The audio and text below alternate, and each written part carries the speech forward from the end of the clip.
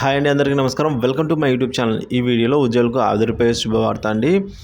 ప్రభుత్వ ఉద్యోగులకు ఆదిరిపోయే శుభవార్త. ఎప్పటి నుంచో అయితే దీనికోసం ఎదురు చూస్తున్న శుభవార్త ఇప్పుడు రావడం జరిగింది. ఆ వివరాలు అయితే వీడియోలో తెలుసుకుందాం. వీడియో అయితే ఎక్కడ స్కిప్ చేయకుండా ఎండ్ వరకు చూడడం ద్వారా ఇన్ఫర్మేషన్ అనేది పూర్తిగా అర్థమవుతుంది. అలాగే వీడియో నచ్చినట్టయితే ఎక్కువ లైక్ చేయండి. ఇంకా సబ్స్క్రైబ్ చేసుకున్నట్టయితే మన ఛానల్ సబ్స్క్రైబ్ చేసుకోవడం ద్వారా నేను చేసే ప్రతి ఒక్క వీడియో మీ వరకు అయితే రీచ్ అవుతుందండి. ఇక ఆలస్యం చేయకుండా వివరాల్లోకి అయితే వెళ్ళిపోదాం. పిఎఫ్ ఖాతాకు అడ్వాన్స్ విత్డ్రా లిమిట్ అయితే డబుల్ చేయడం జరిగిందండి.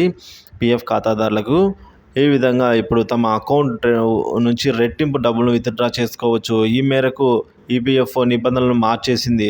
ఎమర్జెన్సీలో ఖాతాదారులు అడ్వాన్స్ రూపంలో నగదు విత్డ్రా చేసుకునే సదుపాయం అయితే ఉంది. ఇప్పుడు ఈపీఎఫ్ఓ నగదు విత్డ్రా విషయంలో నిబంధనలు మార్చిందండి. క్యాష్ విత్డ్రాను రెట్టింపు చేయడంతో పాటుగా వైద్య చికిత్సల కోసం తీసుకునే డబ్బును కూడా రెట్టింపే చేసింది. ఇక మెడికల్ ఖర్చు కోసం గతంలో 50,000 రూపాయలు వరకు అయితే విత్డ్రా చేసుకునే అవకాశం ఉండేది గరిష్టంగా. తాజాగా దాన్ని గరిష్టంగా 1,00,000 రూపాయల వరకు అయితే పెంచడం జరిగింది. అంటే డబల్ చేశారండి. ఈ మేరకు ఏప్రిల్ 16న ఈపీఎఫ్ఓ ఒక సర్క్యులర్ కూడా జారీ చేయడం జరిగింది. ఇతర అవసరాల కోసం విత్డ్రా లిమిట్ను కూడా రెట్టింపు చేశారు. 1,00,000 రూపాయల విత్డ్రా చేసుకునే సమయానికి 6 నెలల ముందు ఉన్న నిల్వల నుంచి మాత్రమే డబ్బును విత్డ్రా చేసుకోగలుగుతారండి.